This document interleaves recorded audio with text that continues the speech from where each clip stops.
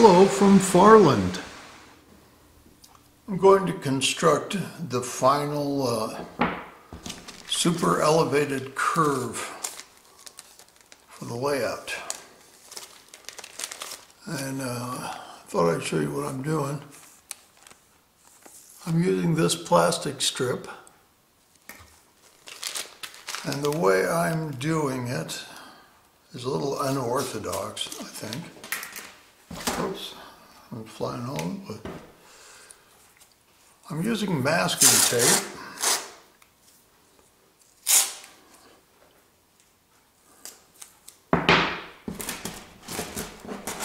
And I take one of those, make sure you can see it. I take the masking tape and I try to center it over the top. That's close. Press it down on the plastic.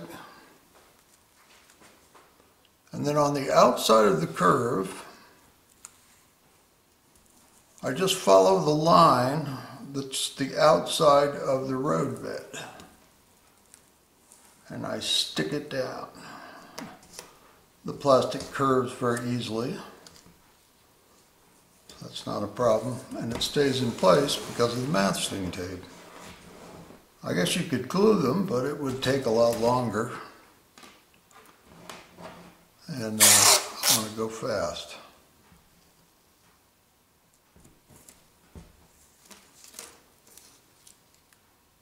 It's fairly important that you get it in the middle, but I guess it's not really critical because the next step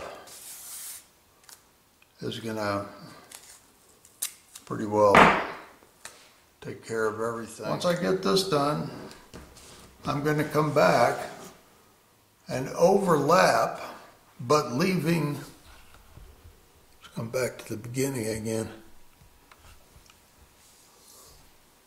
So here's the beginning of it. And I'm going to overlap another layer, but I'm going to hold back from the end a ways to put my plastic strip on. And I do it the same way, with the masking tape holding it down over the top of the other one. So I'll have a somewhat gradual increase to the maximum super elevation. So once I get this all done, I'll bring it back for the next step. I've got the first layer all down, all the way around.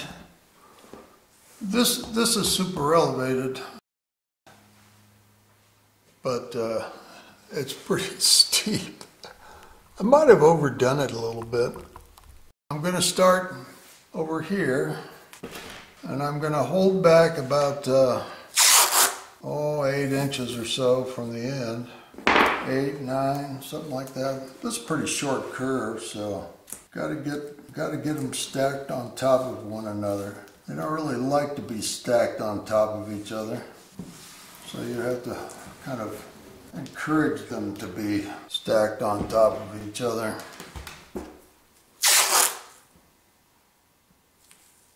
They want to slip off. That's where the masking tape comes in handy.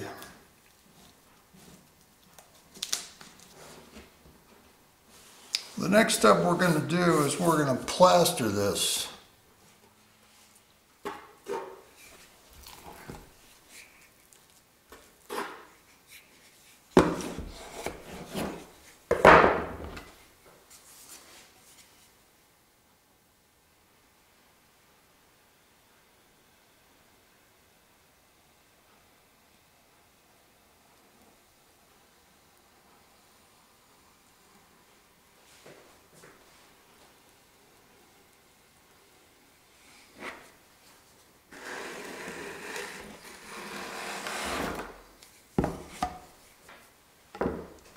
Well, what I'm doing is I'm pressing down quite hard on the inside and then letting it ride on top of the buildup on the other. And what it does is it creates a slope down to 0 from the height of my buildup.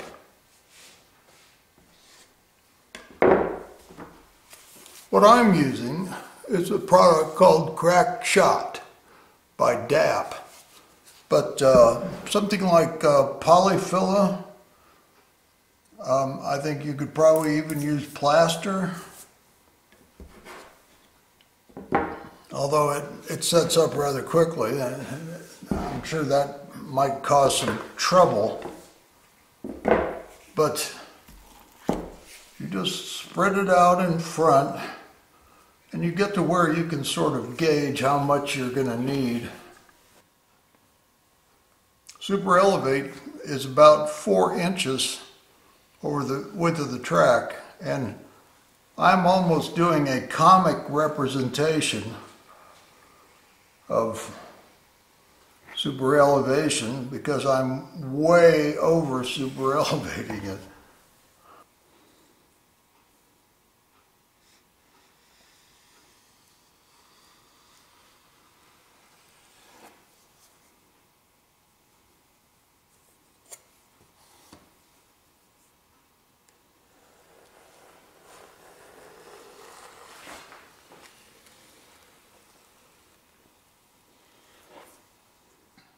And I'm just using my regular track bed. I think I'll unroll a little bit of it here. So I spread the glue, and I'm following the inside line in this case because I can't really see the outside line. And you want to get those lines on there so you can follow them. Otherwise you'll have very wavy roadbed. But when we lay the track, because it's kind of being twisted in a funny way, you have to weight it.